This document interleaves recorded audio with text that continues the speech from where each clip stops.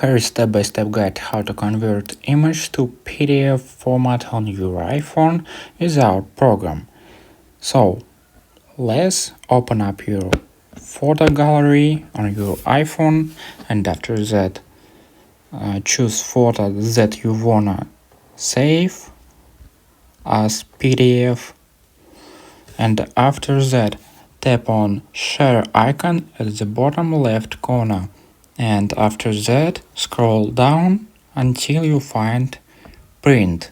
Tap on it, and after that you can see your photo and tap on share right here, and as you can see in the appear window creating PDF file, and you can scroll down again and tap on save to files. Tap on it and tap on, for example, desktop and save. So return to menu and find on your iPhone file and tap on it. As you can see, here is desktop and here's PDF file. That's it. I hope it helps. Convert this new video or this playlist about iOS.